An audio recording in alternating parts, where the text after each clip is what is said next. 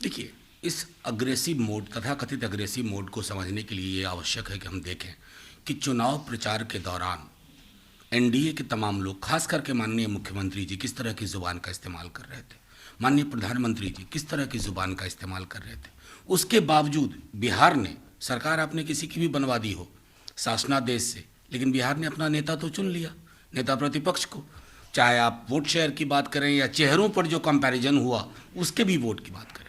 अब मुझे दुख इस बात का है कि माननीय नीतीश कुमार जी, लोक जीवन में जो चीज़ें हैं, उन्होंने तो वही बात दोहराई थी ना बेटी वाली, जो उन्होंने चुनाव सभा में कही थी।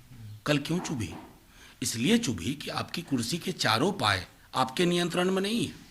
आप जो कहते हैं ना, पुरानी कहानियों में होता था कि तोते की जान पहाड़ पे किसी व्यक्ति के पास है, आज वही हालात हैं। इनकी कौन सी मजबूरी है कि कुर्सी से चिपके रहना है, जब आपको बिहार ने खारिज कर दिया है। बिहार के संदेश को समझते हुए माननीय मुख्यमंत्री जी को ऐसा निर्णय लेना चाहिए जिससे वो लगे कि जनादेश के मर्म को वो समझते हैं। उन्होंने तो मुख्यमंत्री जी ने तो सदन में कह दिया कि तेजस्वी यादव झूठ बोल रहे हैं, ये चार्जशीटेड है, इन पर कार्रवाई की जाए। वो तो बिहार की जनता ने बता दिया ना कि चार्जशीटेड हैं, क्या हैं, नहीं हैं। आप तो चेहरा लेके गए थे, चेहरे को खारिज कर दिया।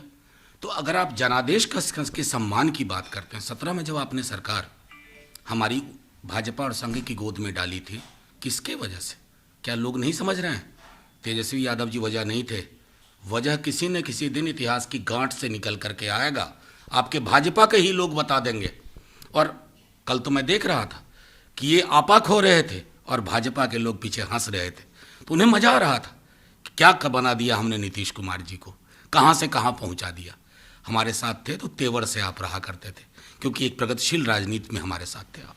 अब आप खुद आईना देखिए, सोचिए कि आपने अपने को कहाँ पहुँचा दिया। आपने भाजपा की बात की, डिप्टी सीएम जिसको भाजपा ने नहीं बनाया उसको राज्यसभा का कैंडिडेट बनाया है। आप चर्चा ये भी है कि मंत्री भी बन सकते। नहीं, बिल्कुल बने, तरक्की करें, खूब तरक्की करें।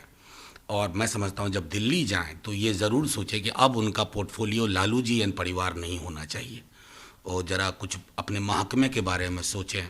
अव्वल तो पहले चुनाव के निर्णय आ जाएं।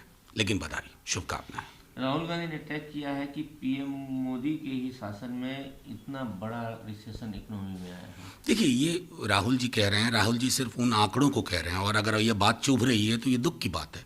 क्या खुद सरकार के आंकड़े बेरोजगारी के तबाही का संकेत नहीं देते हैं, रिसेशन का संकेत नहीं देते हैं?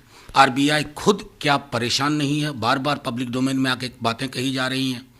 आपकी जीडीपी बांग्लादेश के पीछे चली गई, तो आपको रॉकेट साइंस का ज्ञान नहीं चाहिए। राहुल जी कह रहे हैं या विपक्ष के लोग कह रहे हैं, इसलिए उन पे चढ़ जाएं। वो कहे हकीकत को स्वीकार करिए, शुतुरमुर्ग की तरह रहिएगा तो आप अर्थव्यवस्था को और अंधे कुएं में डालिएगा। हालात बद से बदतर होते जा रहे हैं। मीडिया मैनेजमेंट और हेडलाइन मैनेजमेंट से सरकारें बहुत दिन नहीं चला करती।